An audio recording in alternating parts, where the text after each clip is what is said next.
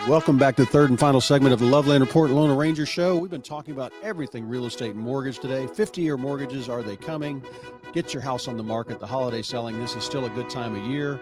And this segment, Bruce, I want to talk about mom and dad's house. Okay, And I let's think talk it's about mom and dad. when that happens, and mom and dad, like right now, I got 3 couples I'm helping, moving up, 2 moving to be close to their kids, 1 going into assisted living, the 2 moving closer to family. They're out of town. I got them a realtor to help them where they're going in South Carolina. The other one's going to Nashville.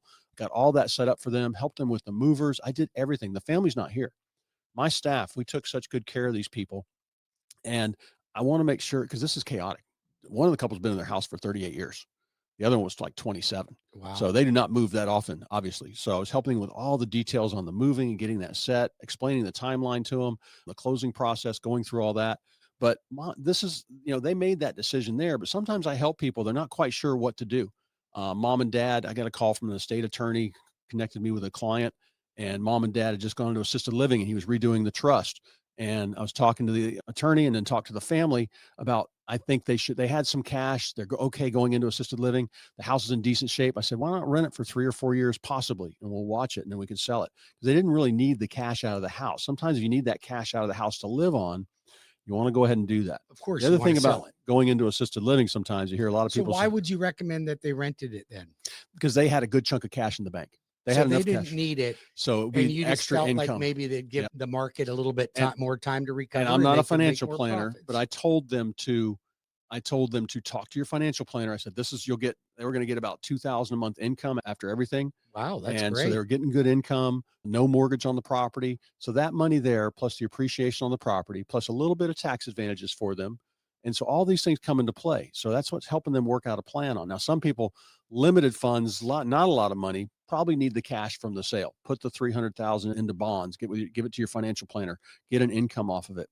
But when you've got extra, a nice nest egg besides the house, but all these things come into play when I'm talking to people, and I will connect you with the right people if you don't have them, or have you talk to everybody involved. Whereas most realtors just want to run out the door with a signed contract. So we recommend that you have a will, a trust, yes, but a trust is good. But if you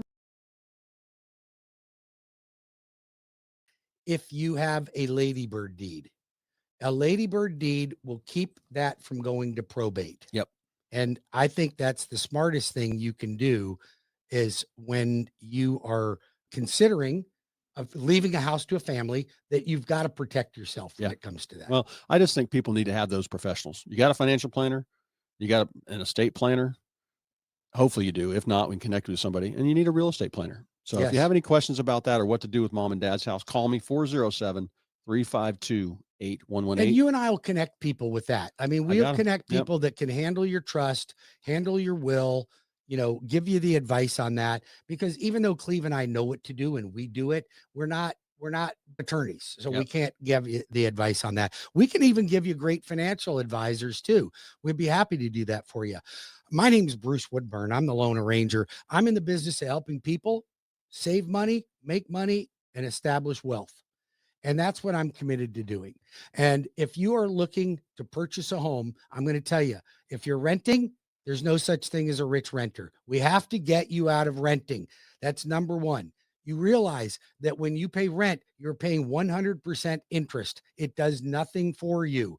If you own a home, even if you buy any house, you're going to make money on that house over a period of time, and you have tax advantages from it. If you're a horrible saver, then buying a home is the easiest way to forced savings. Do you know what the average renter in America has in net worth? 10,000.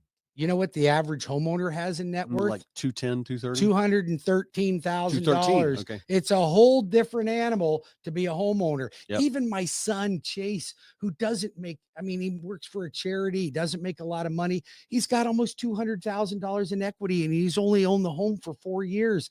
It's insane the amount of money you can make in real estate. And you and I help people with that all the time. Yeah, I got some good leapfroggers this year. I'm looking forward to 2026. Got some people, they need rates to get down into the low 5 so they can refi their primary they've been in for 2 years, 2.5 years. And then it's going to be worth it to refi it.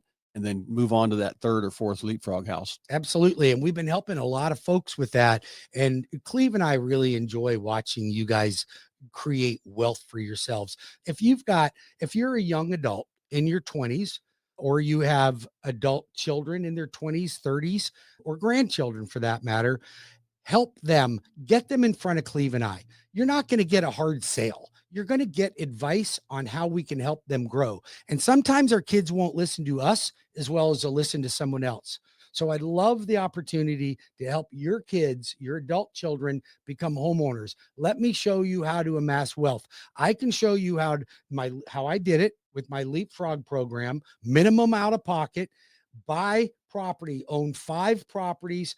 I will show you how to create wealth so you can go into retirement making 20, 30,000 a month with $4 or $5 million in free and clear property in a 20-year period of time.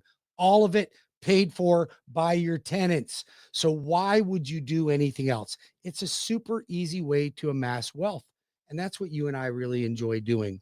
Now, I want to recap a couple of things. We talked about 50-year mortgages. Trump's trying to bring in 50-year mortgages to combat affordability. I like the intention. I don't think it's going to work. I looked at the numbers. If you did a $400,000 loan, you're only going to save about $136 a month, and you've added 20 years. I think go ahead. Now, nobody pays their mortgage off. Less than 5% of people pay their mortgage in 30 years. Yep. Most people pay it off. They refied a couple times. They moved on to the next house. Absolutely. Yeah. So I don't think, but you think about that. 50 years. You know how long ago 50 years ago? 1975. Yeah. Do you know my dad was a builder in 1975? He was building homes in Maitland. They were selling between 45 and 65,000. That same house right now is about $650 to $800,000 in Maitland right now. $650 to $800,000. It sold 50 years ago for $50,000. Yep. You think about how that time will accumulate. You have to buy real estate, folks. Get in the real estate game. Yep. We can help you. 407-250-9144 or webringyouhome.com for the loan arrangement. I want to talk about negotiating, Bruce. Right now I'm getting a little bit more closing costs for my buyers. And I'm telling my sellers, let's not be so tough. You might need to help the buyers out. Here's your net. Here's the activity going on.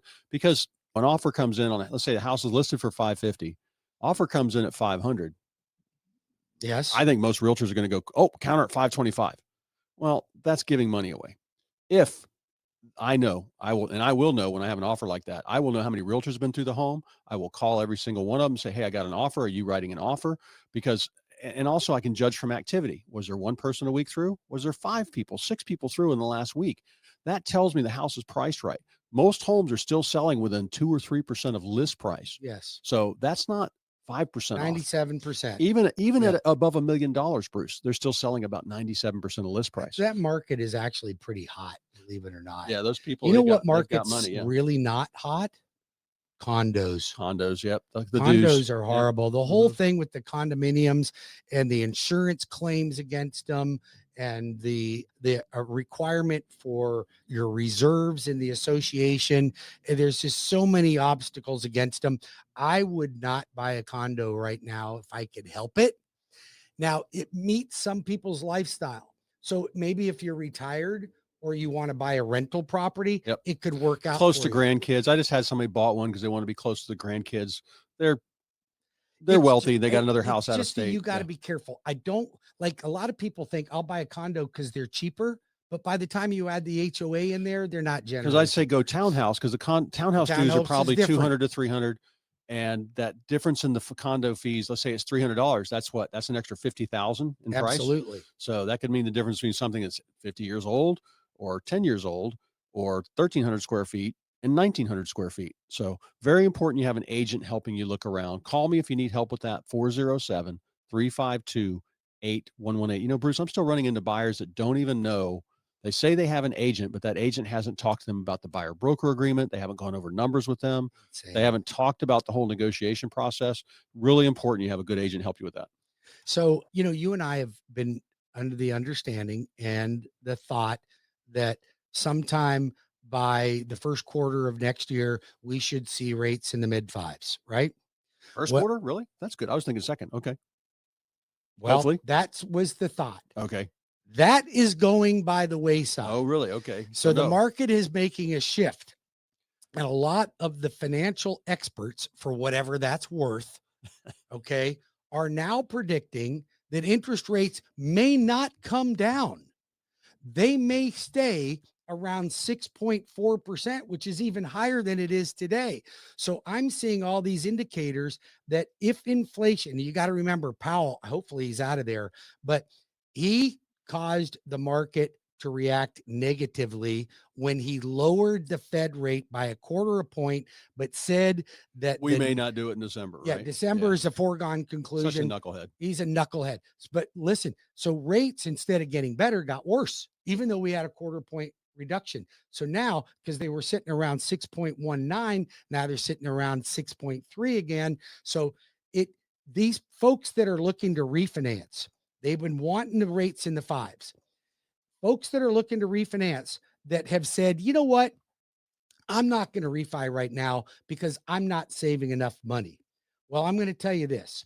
If you can drop your payment by 200, but you're greedy and you want 500, you may never get it. Yeah. And if you miss out on the 200, just on a $300,000 mortgage will cost you $82,000. So why do you want to give up 82,000? So refi it now. If it gets better in the future, we'll refi it again. Yeah, the chances of a cut in December before he opened his big mouth were about 90%. They were 94%. Now it's down to 67.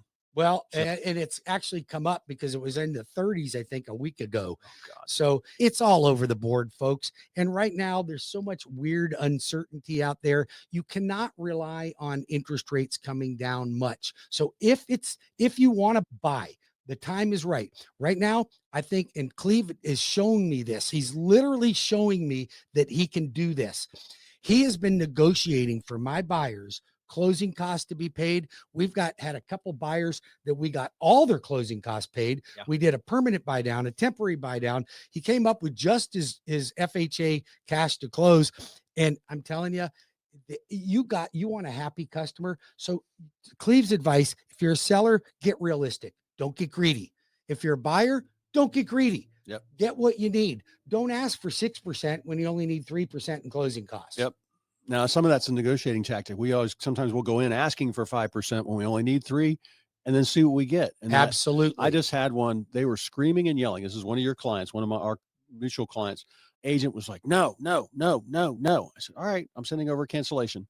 What do you know? I got that extra 1% closing cost. Yeah, I bet you did. And it's just, that was on repairs, and it wasn't a lot of repairs, but there was something that should have been done. So, and after I talked to her and said, hey, look, your seller's going to get paid in 2 weeks. They're going to have cash in their hand. Do they really want to go back on the market? Oh, well, she may rent it. Oh, really? Oh, good. You're not going to have to paint the purple walls you got in all those bedrooms. So it can be done. You just need the right negotiator, the best negotiator out there. Well, and you are one of the very best negotiators out there, and you serve your clients well. You do everything you can to make sure that they maximize their profits, whether you're working the buy side or the sell side. You work both ways. Yep. Right? If you're representing a buyer, you're going to fight for that buyer. You know what's representing reasonable. A seller, you're fighting for the seller. You got to watch what's reasonable. I tell my sellers hey, you're looking a gift horse in the mouth. This is what you should take. You need to get going. You've seen the house you love. Let's get going. Or they've moved on. They already got their other house, and this one's sitting vacant. There's a cost. Yeah, don't be silly. I had somebody saying, I'm not selling. We're $5,000 apart, and the buyer needs to come up. I said, well, isn't your mortgage payment $3,000? So yeah. Anyway, we've covered a lot of stuff today. We appreciate you tuning in. I am Cleve Loveland. If you need a real estate plan, or you know somebody in your family that needs a real estate plan, needs to sell, buy, or they've got investment property they need managed, call me 407-352-8118. Yes, and I'm Bruce Woodburn. I am the Lone Ranger Cross Country Mortgage. I do mortgages in all 50 states. You want to buy a vacation home up north, you give me a call. You want to refinance, you call me. I'll tell you whether it's the right time for you to refi or not. Purchase, home equity line of credit, first-time home buyer program, down payment assistance, hometown heroes, renovation loan, construction perms, you name it, I got it, and I want to help you and your family. God bless each and every one of you. Thanks for joining Cleve and I today, and we're always here to help. 407-250-9144 or WeBringYouHome.com. Have a blessed weekend.